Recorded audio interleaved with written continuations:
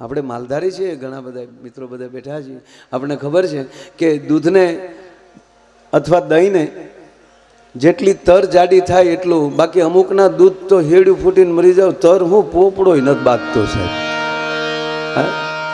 પણ જે તર છે એ ઉત્તમતા છે. તર એટલે ઉપર આવવું. એમ આજ માની કૃપાથી માં એવી તરના પોડા જામતા જાય છે. સ્નેહી કીર્તિદાનભાઈ એમનો પણ ફોન હતો.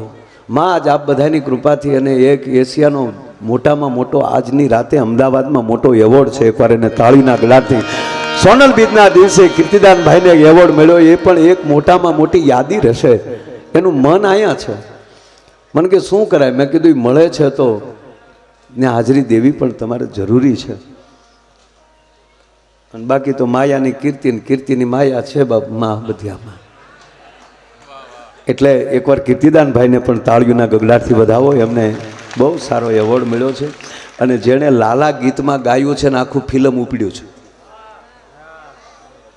લાલો ગીત રૂડું લાગે છે, એમાં કંઠ એટલે બધા ખૂબ સારા આવી તરના પોપડા બાંધતા જાય છે. આપણા એ આપણી ઉત્તમતા છે. અને માં હું ઘણીવાર વાત એ કરું કે વર્તમાન દાખલા તરીકે અત્યારે બધા પાસે મોબાઈલ છે, કોમ્પ્યુટર યુગ છે, દુનિયા મુઠ્ઠીમાં છે. અહીંથી ગમે એમ બોલ નાખી ચાલે એવું નથી. માણસ તરત ગૂગલ બેનને પૂછી લે છે. માં ફેર એટલો પડ્યો, આપણી માવું ગૂગલને પૂછતી થયું. આજે એ જ ગૂગલ પાછું મોબાઈલમાં આવી ગયું છે. આ શબ્દો તો એનો જ રહ્યો, ભલે ને અંગ્રેજી રહ્યો. હા, ઓલા ગૂગલ ધૂપિયામાં ગૂગલ નાખીને આપણી માવું કહેતી હતી, ધૂપને ધોવાડે હે ભગવતી તું અમારી હાબદી થાજે. એટલે વાત એ કરું છું કે આપણે ભાગશાળી કેટલા છે. ટૂંકી જ વાત કરી, મારે સમય જાજો નથી લેવું, બહુ ટૂંકો સમય બોલવું છે. અહીંયા કેટલું બોલાય મહત્વનું નથી.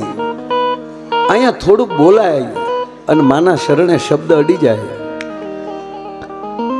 ધરી લોઢાનું બખ્તર આજ આપને મળવા આવ્યો છું. ધરી લોઢાનું બખ્તર આજે આપને હું વંદન કરવા આવ્યો છું. હવે બખ્તર બાંધીને તો માં ધીંગાણે જવાનું હોય, કોઈને વંદન કરવા મળવાનો જવાનું હોય. પણ કવિ બહુ સારું લખે છે. ધરી લોઢાનું બખ્તર આજ હું તમને મળવા આવ્યો છું. મેં સાંભળ્યું છે લોકો આપને પારસમણી કહે છે. આજ અમારા લોઢાના શબ્દો માના શરણમાં અડી જાય તે હોનાના થઈ જાય. એટલે બહુ જાજો સમય નથી લેવો. મારી વાત એ છે કારણ કે હજી કેટલા બધા, હજી તો 3 જ કલાકારોએ સરસ મજાનું સંચાલય જેનો હંમેશા વિજય રહ્યો છે એવા અમારા વિજયદાનજી સારું સંચાલન કર્યા છે. તાળીઓના ગગડાટથી આપણે એમને વધાવો. ગણપતિ વંદના રણજીતદાનજીએ કરી છે, એમને પણ આપણે તાળીઓથી વધાવીએ. દિલુદાનજીએ સરસ મજાનું લોક સાહિત્ય કર્યું અને અલ્પાબેને હમણાં જ આપણે ખૂબ આનંદ કરાયો.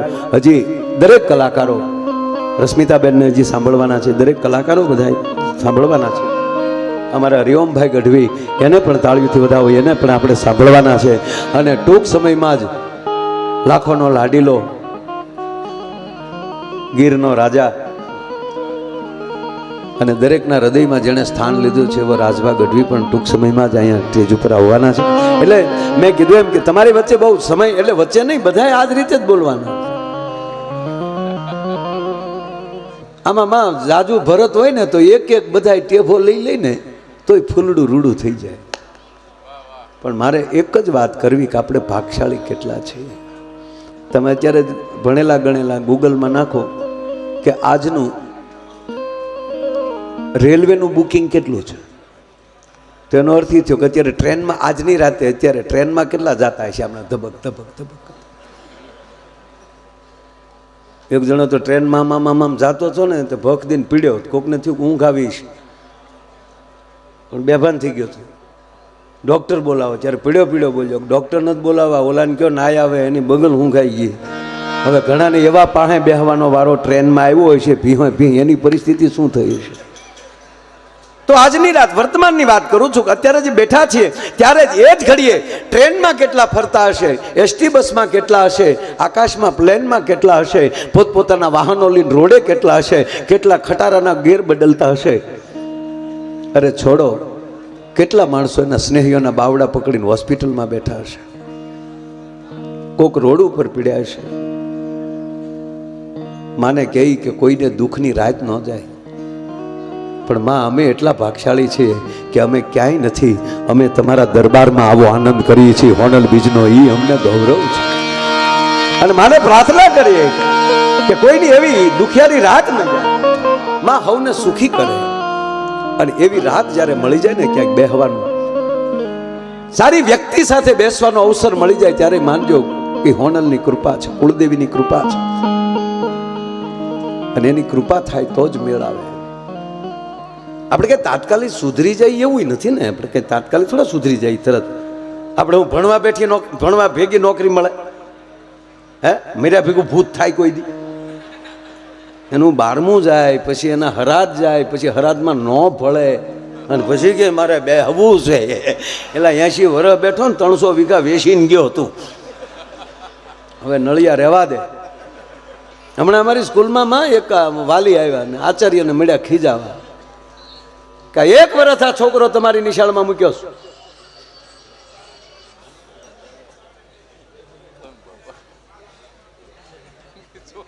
એક વર્ષમાં કઈ ફેર નથી પડ્યો. અરે કે હોય અમારી નિશાળમાં આવે ને ફેર ન પડે, બને નહીં. કે જાઓ જ્યાં ક્લાસમાં ભણતો હોય ત્યાં છોકરાને લઈ આવો. પટાવાળાને મોકલ્યો, છોકરાને લઈ આવે. આ છોકરો તમારો? હા. પૂછો, ફેર પડે જ. તો એ છોકરાને વાલીએ કીધું કે ના સાહેબ તમે જ પૂછો. એટલે આચાર્યએ ખંભે હાથ દઈને કીધું કે બોલ બેટા, 40 માં 40 નાખો તો કેટલા થાય?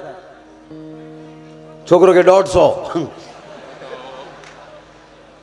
150 કીધા તો આચાર્ય શું બોલ્યા ખબર? શાબાશ બેટા શાબાશ. કોણે કીધું ફેર ન પડે? છોકરાનો બાપો ખીજાણો, ઓલો વાલી. એ આચાર્ય શરમ રાખો, અને 40 માં 40 નાખો તો કઈ 150 થોડા થાય, અને તોય શાબાશી આપો છો, અને પાછા એમ કહો ફેર પીડ્યો. અરે કે ભાઈ ઘણો ફેર પીડ્યો, બાકી તમે મૂકી ગયા ને ત્યારે પૂછતા ને તે દીથી તારો બાપ 500 કહેતો, આ 350 નો ફેર દેખાણો, અને કાલ 80 આવશે. હો જી રે હરિની હાથડીએ મારે જોઈ લો રોજનું હટાણું.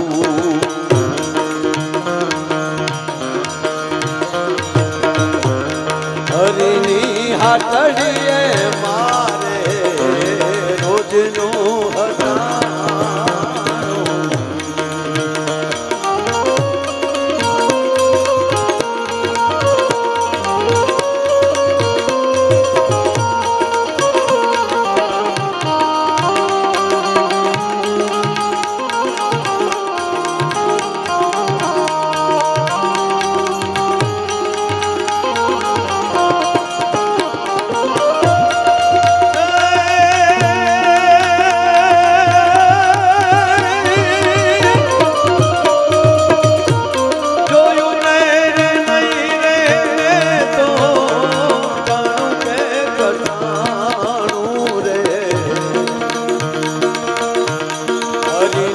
હાથડીએ મારે રોજનું